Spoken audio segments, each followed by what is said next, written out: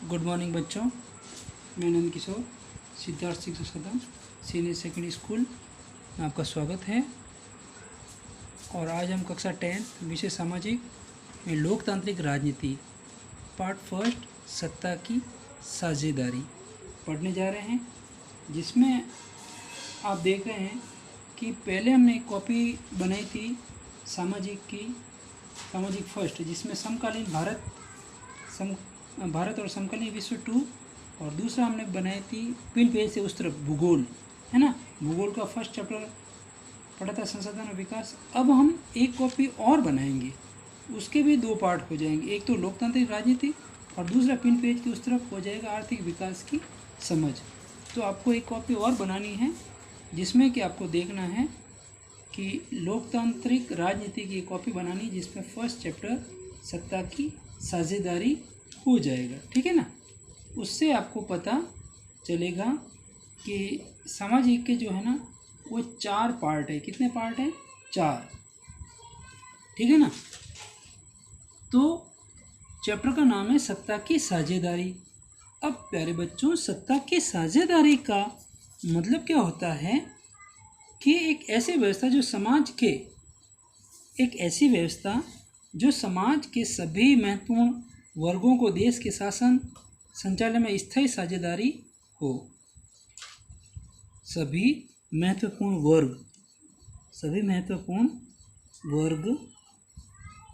वर्गों को क्या करना है कि देश के शासन संचालन में स्थायी साझेदारी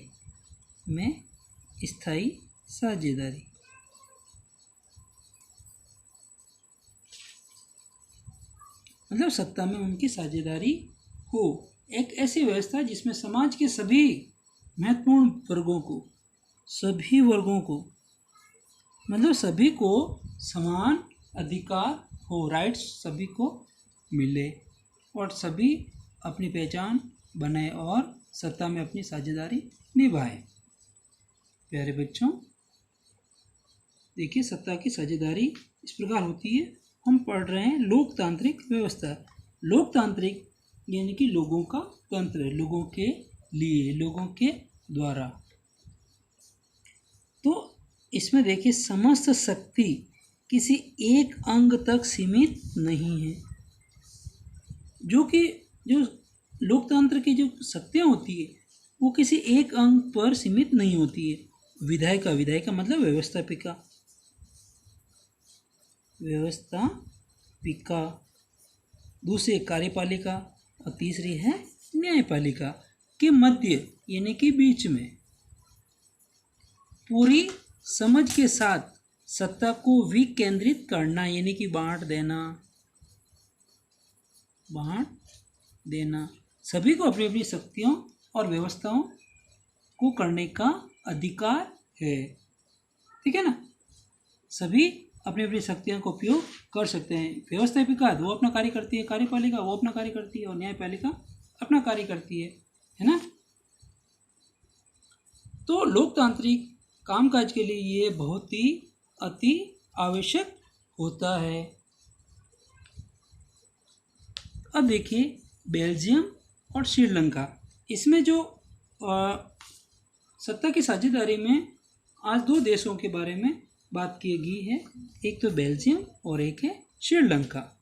तो बेल्जियम के बारे में आप ये मैप देखिए।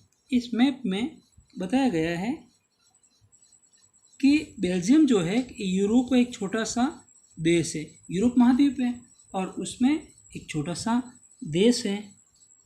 ये इस प्रकार देखते हैं अपन, और ये इसकी राजधानी हो गई, बेल्जियम की राजधानी ब्रुसेल्स। बेल्जियम की राजधानी कौन सी है? ब्रुसेल्स, है ना। अब देखिए ग्रीन पार्ट देखिए, इसमें 59% जो लोग हैं,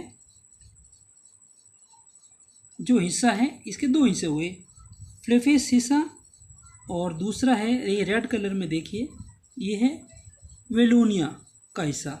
इसमें 59% जो फ्लेफिस का हिस्सा है वहाँ पे लोग डच बोलते हैं। क्या बोलते हैं? डच।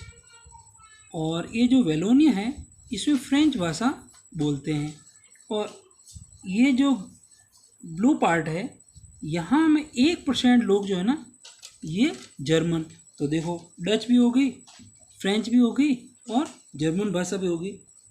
और ये जो ब्रुसेल्स है जो कि बेल्जियम की राजधानी, यह 80% यानी कि 80% लोग फ्रेंच बोलते हैं और 20% लोग, कितने प्रतिशत, 20% लोग डच बोलते हैं। तो इस प्रकार हमने देखा कि इसमें तीनों भाषाएं कार्य कर रही हैं, लेकिन सबसे ज़्यादा डच भाषा बोली जाती है। लेकिन ब्रुसेल्स में उल्टा है। ब्रुसेल्स में क्या है कि 80% फ्रेंच बोलते हैं और 20% डच बोलते हैं, है ना। इस प्रकार हमने देखा। और ये जो बेल्जियम है ये हमारे भारत के पूर्व दिशा की और है वर्ल्ड में, है ना। तो देखिए बेल्जियम यूरोप का एक छोटा सा देश है। क्षेत्रफल में हमारे हरियाणा राज्य, हरियाणा राज्य की राजधानी पता है ना आपको, चंडीगढ़, चंडीगढ़ पंजाब और इसके, है ना, ये ध्यान देना।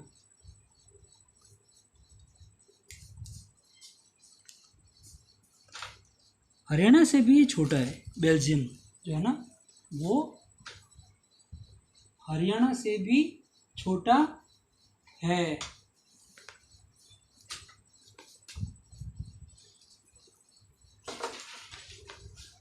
इस छोटे से देश में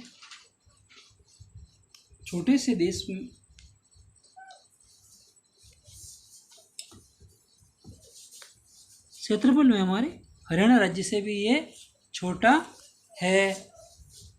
और इसकी जो आबादी 1 करोड़ से, कितनी, 1 करोड़ से थोड़ी अधिक है। फिर भी हरियाणा से करीब इसकी आधी है। हरियाणा से क्या है, करीब करीब ये आधी है।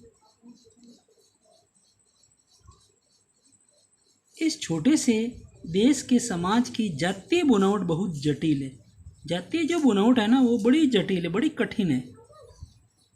जिसमें आपने देखा ना कि फेलिफिस में डच लोग हैं और वेलोनिया में फ्रेंच भाषी लोग हैं और उधर जर्मन भाषी लोग हैं। फिर ब्रुसेल्स में इसका उल्टा है, फ्रेंच लोग ज़्यादा हैं, डच कम है राजधानी में। अब देखिए इसकी राजधानी ब्रुसेल्स, ब्रुसेल्स के 80% लोग क्या बोलते हैं, फ्रेंच भाषा बोलते हैं और 20% लोग क्या बोलते हैं, डच भाषा बोलते हैं। तो इस प्रकार देखा गया कि अल्पसंख्यक फ्रेंच भाषी लोग तुलनात्मक रूप से ज़्यादा समृद्ध और ताकतवर है। ध्यान रखना, इम्पोर्टेंट बात है ये। फ्रेंच भाषी लोग तुलनात्मक रूप से, तुलना की गई, तुलनात्मक रूप से नाम दिया अल्पसंख्यक, लेकिन तुलनात्मक रूप से ज़्यादा समृद्ध है, संपन्न है, समृद्धशाली हैं और ताकतवर भी है। ठीक है ना। उसके बाद देखिए बहुत बाद में जाकर आर्थिक विकास और शिक्षा का लाभ पाने वाले डच भाषी लोगों को इस स्थिति से नाराजगी हुई। अब देखो वहाँ पे थोड़ी सी प्रॉब्लम ये थी कि फ्रेंच भाषी जो लोग थे ना वो समृद्धशाली और ताकतवर होने से उनको आर्थिक लाभ ज़्यादा मिलता था, शिक्षा में भी लाभ उनको ज़्यादा मिलता था। तो इससे क्या, दूसरे जो डच भाषी जो लोग थे वो इस स्थिति से बहुत नाराज थे।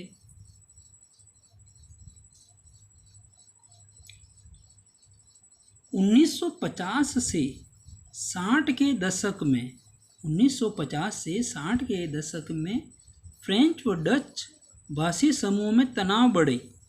अब फ्रेंच भाषी लोगों को ज़्यादा मान्यता मिलने लगी तो डच भाषी इससे नाराज़ होने लगे, क्योंकि उनके जो राइट्स हैं वो ख़त्म हो रहे थे, उनसे वो ज़्यादा आगे नहीं बढ़ पा रहे थे, तो उनमें तनाव बढ़ने शुरू हो गए। डच बोलने वाले लोग संख्या के हिसाब से अपेक्षाकृत ज़्यादा थे। अब यहाँ पर भी देखिए, डच भाषा बोलने वाले लोग संख्या के हिसाब से वो तुलनात्मक रूप से अल्पसंख्यक तो थे। कौन? फ्रेंच लोग। वो तुलनात्मक रूप से ज़्यादा संपन्न थे और ताकतवर थे। और जबकि यहाँ पे डच बोलने वाले लोग संख्या के हिसाब से अपेक्षाकृत ज़्यादा थे। बोलने वाले वो ज़्यादा थे, वो अल्पसंख्यक थे, कम तो थे, लेकिन ज़्यादा संपन्न थे, ताकतवर थे। लेकिन धन, देखिए यहाँ उल्टा हो गया ना, धन और समृद्ध के मामले में कमज़ोर और अल्पमत में थे। ज़्यादातर ये समृद्धशाली नहीं थे, ये ज़्यादातर कमज़ोर थे। धन के हिसाब से देखो या रहन से भौतिक सुख के हिसाब से देखो या एजुकेशन के हिसाब से, हर तरफ से डच बोलने वाले तो ज़्यादा थे, लेकिन संख्या भी ज़्यादा थी, लेकिन कमज़ोर और अल्पमत में आ जाते थे। ठीक है ना। तो अब देखिए बेल्जियम की समझदारी देखिए कि बेल्जियम ने किस प्रकार अपनी समझदारी दिखाई।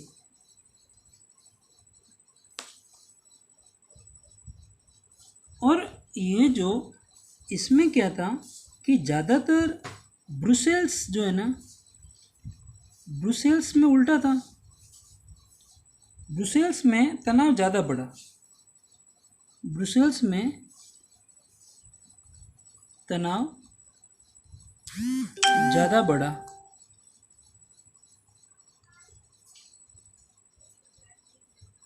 ब्रुसेल्स में तनाव ज़्यादा बढ़ा, जिससे कि असर भी ज़्यादा हुआ, क्योंकि ब्रुसेल्स में उल्टा था। 80% फ्रेंच थे और 20% डच थे। और बेल्जियम में डच ज़्यादा थे और फ्रेंच कम थे। ठीक है ना। अब इस प्रकार तनाव के बढ़ते हुए तनावपूर्ण स्थिति में बेल्जियम ने क्या समझदारी दिखाई, वो देखते हैं कि बेल्जियम के नेताओं ने क्षेत्रीय अंतर और सांस्कृतिक विविधता को स्वीकार किया कि इनमें जितने भी जो डिफरेंट था कल्चर में या किसी प्रकार की विविधता थी, उनको स्वीकार किया, सभी को स्वीकार किया। फिर 1970 और 1993 के बीच उन्होंने अपने संविधान में चार संशोधन सिर्फ इस बात के लिए किए कि ताकि देशवासी अपने को पराया न समझे और सभी मिलजुल कर रहें, सभी मिलजुल कर रहें।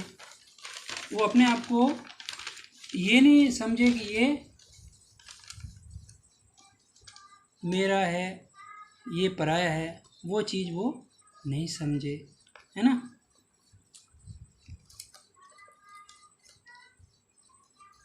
और संशोधन भी शांतिपूर्ण हो गया।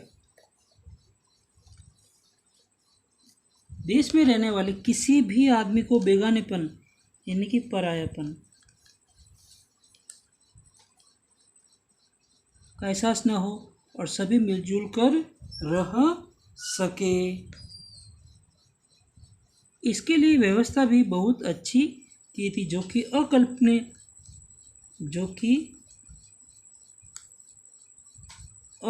थी।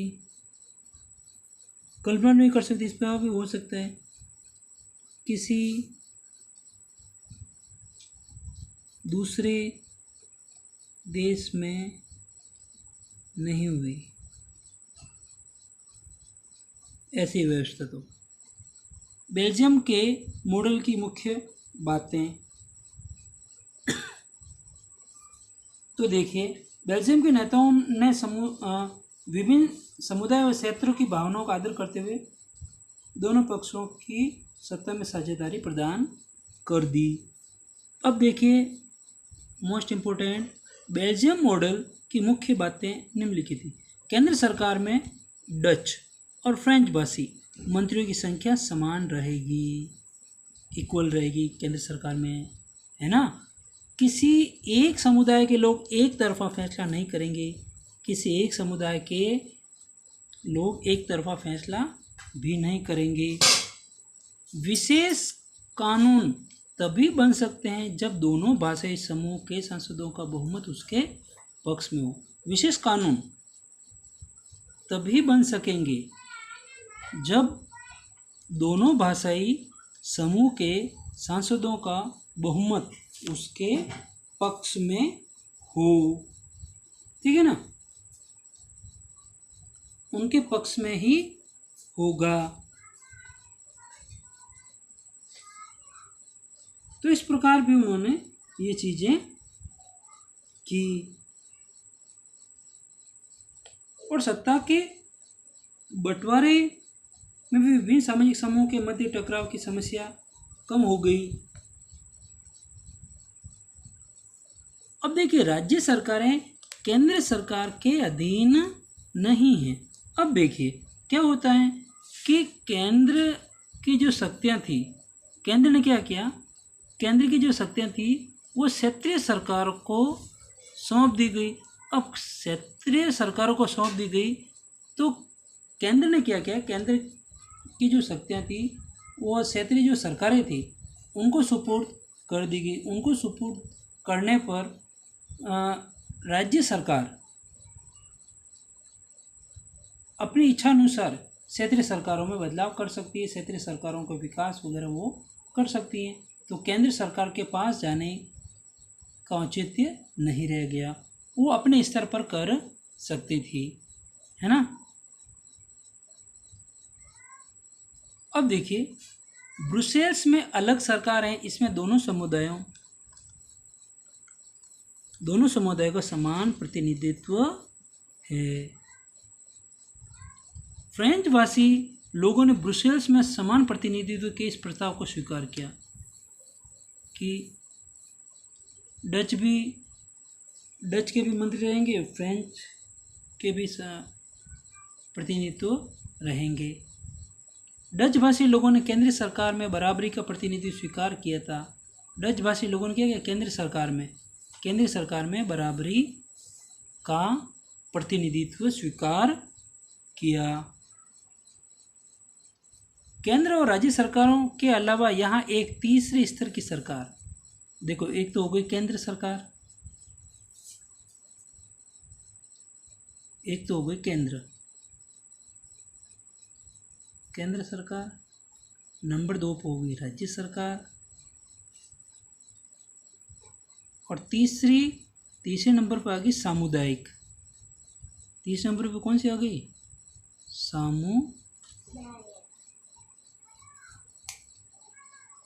सामुदायिक सरकार, है ना, जो कि ग्रामीण नगरों या इस प्रकार ये उसमें अपना केंद्रीकरण करती है। तो तीसरे स्तर की जो सरकार भी काम करती है, यानी कि सामुदायिक सरकार, है ना। सामुदायिक सरकार भी काम करने लगी और इनमें भी सत्ता का बंटवारा हो गया। तो सत्ता का बंटवारा सरकार के मध्य भी देश, प्रांत और या क्षेत्रीय स्तर पर हो सकता है। सत्ता का बंटवारा विभिन्न सामाजिक समूहों, भाषाई, धार्मिक समूहों के मध्य भी हो सकता है। इस व्यवस्था का एक अच्छा उदाहरण बेल्जियम में सामुदायिक सरकार है। कौन सा, भाषाई, धार्मिक समूह के मध्य, है ना, क्या थी, एक सामुदायिक सरकार थी। इस प्रकार का चुनाव एक भाषा बोलने वाले लोग करते थे। इस प्रकार का चुनाव एक भाषा बोलने वाले लोग करते सामुदायिक सरकार में, है ना। समुदाय के अनुसार होता था ये। डच, फ्रेंच और जर्मन। अब देखो, डच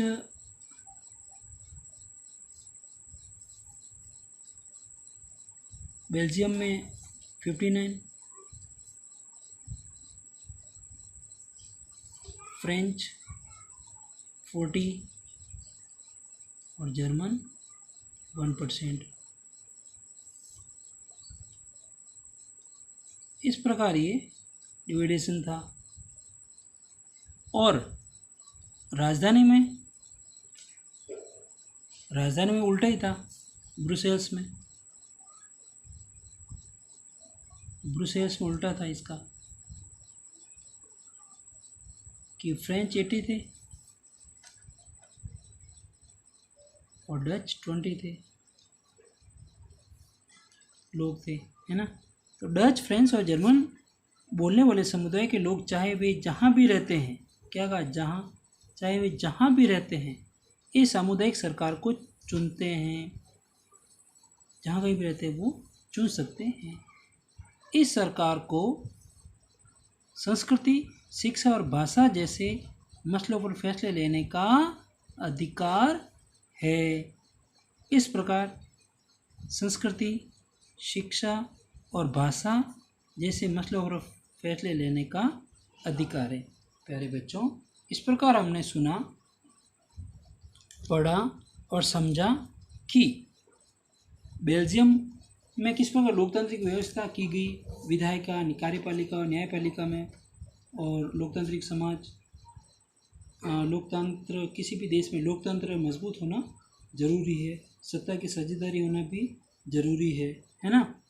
तो इस प्रकार फ्रेंच, डच और जर्मन भाषाएं बोलने वाले लोगों में एक समान प्रतिनिधित्व का उदाहरण दिया, और बेल्जियम जैसी सामुदायिक सरकार कहीं भी इसका उदाहरण नहीं मिलता है। तो उन्होंने सही ढंग से, सही व्यवस्था से ये कार्य किया। तो आपको ढंग से सुनना है, समझना है। Thank you.